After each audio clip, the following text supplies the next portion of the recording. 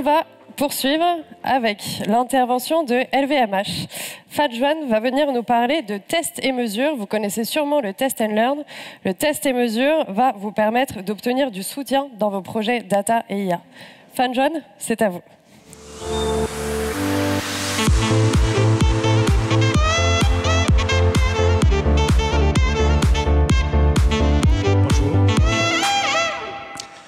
Tout d'abord, je suis très ravi d'être fait partie d'entre vous. Aujourd'hui, je voudrais vous partager un sujet qui sont souvent facilement négligés, mais très important pour le succès du projet Data IA. Mon travail me demandait de souvent être impliqué dans l'évaluation de la qualité du projet Data IA. Ce que je trouve c'est assez souvent, c'est que les équipes ont du mal à prouver avec les data. C'est marrant parce que c'est le projet data, mais ils ont du mal à prouver avec la data le succès de leur projet. Récemment, j'étais un membre de jury pour évaluer à peu près 34 projets data, comment ils ont trouvé les valeurs. Et je pourrais dire qu'un sur troisième des projets, en fait, ils ont du mal à répondre à la question comment on peut montrer concrètement avec les bons KPI la valeur des data sont là. Okay. Et ça se voit aussi souvent dans les réunions COMEX où en fait les COMEX ils ne comprennent pas toute la technicité, ils ne comprennent pas beaucoup de détails, ils n'ont pas besoin. Ce qu'ils voulaient savoir c'est le ROI.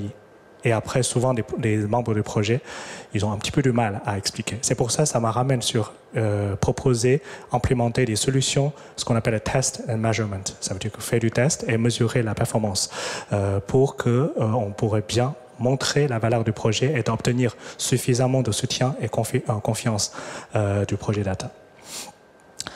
La première partie, c'est comment faire. Comment faire, en fait, dans ce qu'on appelle le test and measurement, il y a quelques éléments très importants à tenir en compte.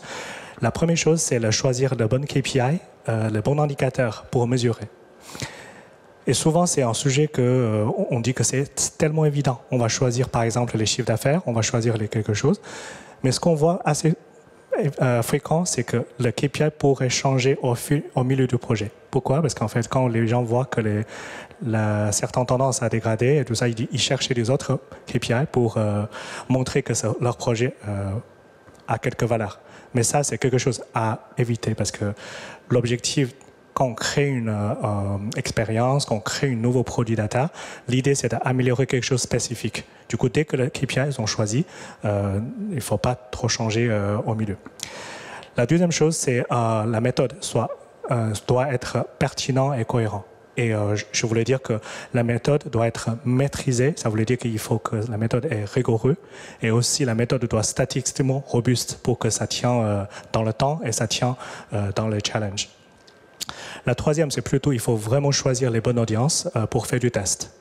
Parce que si je voudrais vendre un frigo à des gens du pôle du Nord, je pense que ça va être très difficile. Voilà. Mais il faut vraiment choisir les audiences représentatives, homogènes, ce qui nous permet de bien mesurer la représentative de cas d'usage. Et finalement, c'est la durée du temps de test, parce que ni trop long, ni trop court. J'aurai quelques détails plus tard pour vous montrer qu'est-ce qu'on a fait dans mon ancienne boîte, Pierre Vacances Interpax, mais aussi au sein de LVMH. Tout ce qu'on fait ici, il y a un seul objectif. L'objectif, c'est de rendre les résultats de mesure et du test crédibles et rigoureux. Il y a une chose que je voudrais introduire dans cette présentation, c'est ce qu'on appelle les biais. Parce que la vie est it's full of bias. Okay? Il y a plein de biais dans notre vie. Quand on fait un test, quand on conçoit une méthode de mesure, l'idée c'est d'essayer d'éliminer ou minimiser les biais qu'on va introduire dans le test. Ça veut dire qu'en fait, il y a plusieurs choses qu'on va regarder. La première chose, c'est qu'il faut assurer que le résultat n'est pas lié à un effet aléatoire. Et ça veut dire que dans la conception du test, il faut avoir les benchmarks. Il faut avoir pas juste une seule audience pour dire que ok, on a fait une très bonne chose parce qu'il y a tout est possible il y a des effets aléatoires. Et il faut avoir suffisamment de volume d'échantillons pour éviter cet effet d'aléatoire. La deuxième chose, c'est aussi qu'il faut essayer de minimiser comment dire, la façon de calcul qui peut avoir un impact sur le résultat du test. Tout à l'heure, j'avais déjà donné un petit exemple. Quand on choisit une méthode de calcul, il faut que ça soit vraiment représentatif de ce qu'on voulait montrer. Par exemple, si on voulait montrer l'efficacité d'un système de recommandation des produits, est-ce qu'on va mesurer le panier moyen ou est-ce qu'on va mesurer le taux de conversion? Je pense que mon avis personnel, c'est qu'il faut plutôt mesurer la taux de conversion parce qu'on est en train de regarder si le produit recommandé est pertinent ou pas par rapport à les préférences du client. Si on commence à mesurer le panier moyen, ça voulait dire qu'on va donner des biais sur leur algorithme de recommandation qui va chercher à proposer des produits plus chers. Voilà, du coup, ça, c'est la deuxième chose.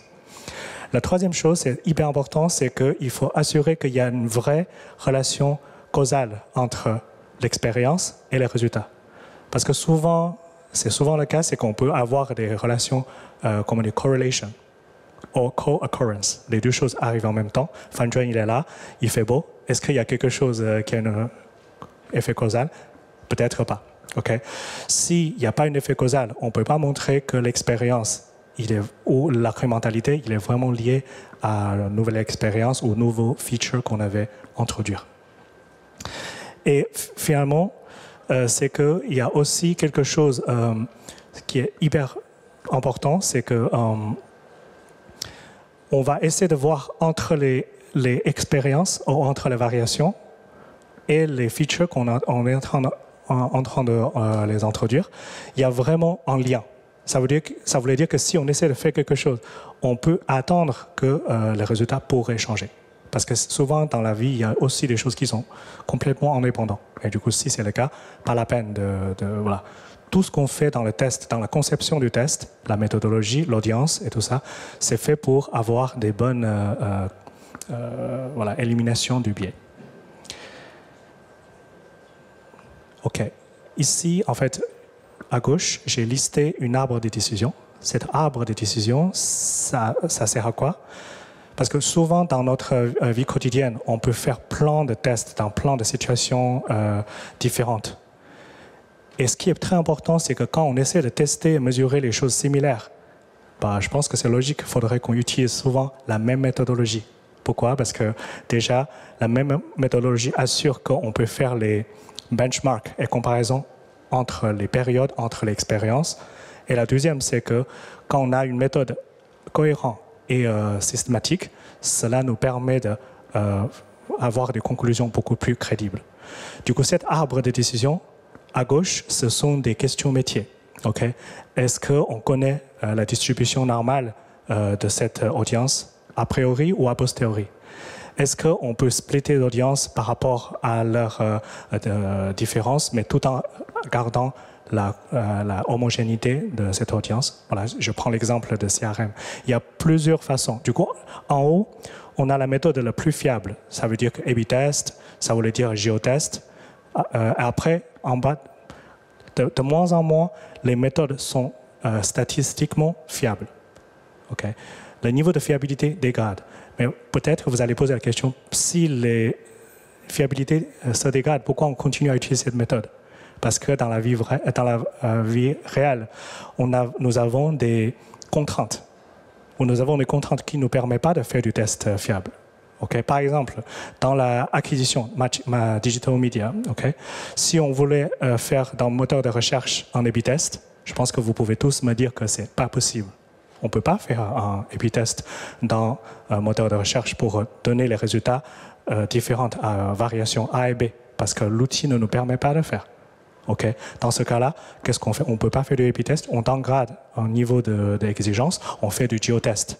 Et la précondition de géotest, c'est pour assurer que la zone A et la zone B, ils ont des audiences assez similaires au niveau de pouvoir d'achat, au niveau de profil, au niveau de plan d'effets économiques, démographiques, etc., etc. Si on ne peut même pas faire du géotest, après, il faut essayer de penser est-ce qu'on peut faire les holdout. Du coup, c'est plutôt les échantillons de validation et tout ça. Il y a plusieurs détails. À droite, j'essaie d'utiliser le cas d'usage client pour illustrer. En effet, le croisement signifie quelles sont les méthodes recommandées pour chaque touchpoint, pour chaque type de test dans chaque touchpoint, et quelles sont les méthodes acceptables et quelles sont les méthodes qui est considérées comme ne pas très conseillées parce que ça peut introduire beaucoup d'effets aléatoires. Une fois qu'on a la méthode choisie, souvent il y a un élément très important, c'est d'essayer de faire une estimation combien de temps, combien d'audience, combien d'échantillons que j'aurai besoin pour avoir des résultats qui a un impact, qui a un effet statistiquement robuste. Du coup, nous on développons, et je pense que toutes les sociétés, vous pouvez développer votre propre outil d'estimation de volume d'échantillons qui est nécessaire pour conclure un test. Même si ça reste une estimation, ça permet de faire plusieurs choses. La première chose, c'est qu'on a un grand backlog de nouveaux features et de nouveaux cas d'usage à tester, en sachant que le volume de jours ou le volume d'échantillons qu'on devrait récupérer, cela nous faciliterait le planning de notre A/B test ou de notre phase de test. Et la deuxième, c'est aussi parfois, pendant cette phase d'estimation, on sait déjà que pour certains tests, il ne sera jamais conclu parce que le volume, on n'attend jamais. Et dans ce cas-là, peut-être c'est le moment de ne pas penser à utiliser une méthode data-driven. On va utiliser plutôt une méthode business-driven ou autrement. Ici, en fait, on illustre un tout petit peu comment on peut suivre un test. Sur cette slide, je pense qu'il y a deux choses qu'on pourrait regarder. La code couleur, c'est que la rouge, c'est la nouvelle expérience. Du coup, c'est un nouveau développement. Okay? La partie bleue, c'est plutôt expérience existante. Ça, c'est un exemple du A/B test. Ce qu'on peut constater, c'est qu'en fait, au début, on peut voir que le résultat n'est pas conclusif. Parfois, le rouge gagne, parfois le vert gagne, le bleu gagne. Mais comment on peut avoir les résultats conclusifs? Déjà, il faut s'appuyer sur les coefficients statistiques. Okay, p-value, voilà, tout ce type de choses qu'on va utiliser. La deuxième chose qui est importante, c'est que ce n'est pas parce qu'on a vu que pendant les premiers 6 jours que les résultats sont négatifs ou positifs, on va dire que OK, le A ou B a gagné. Il faut vraiment aller jusqu'au bout.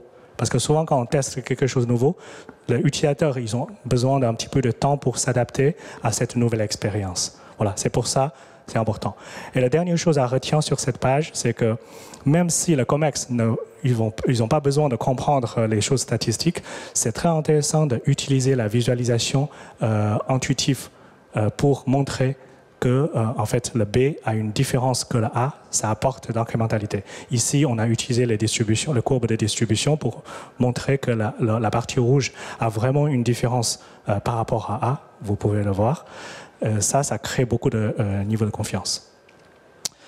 Et puis, finalement, pour conclure, les COMEX, ils ont une seule langue commune. C'est la ROI, c'est les KPI business. Ici, j'ai utilisé les data, c'est les fausses data, c'est pas vrai. Mais quand on essaie d'utiliser les dashboards parlants, clairs et communicants pour montrer la valeur du projet, pour les COMEX, c'est beaucoup plus facile. Du coup, finalement, comment gagne la confiance du COMEX? Je pense qu'il y a plusieurs choses. La première, c'est vraiment, il faut assurer que le KPI qu'on a choisi, il est précis et il est stable. La deuxième, c'est de bien choisir des méthodologies du test qui est statistiquement robuste et crédible. Ensuite, je pense que c'est très important de suivre le test jusqu'au bout pour assurer qu'on a des méthodes et des conclusions statistiquement fortes. Et le dernier point, c'est de bien utiliser les dashboards, les outils et les langues business pour convaincre le COMEX, pour lui montrer qu'en fait, il y a des valeurs incrémentales du projet data. Voilà, c'est un petit peu de notre retour d'expérience. J'espère que ça pourrait vous apporter quelque chose. Merci beaucoup.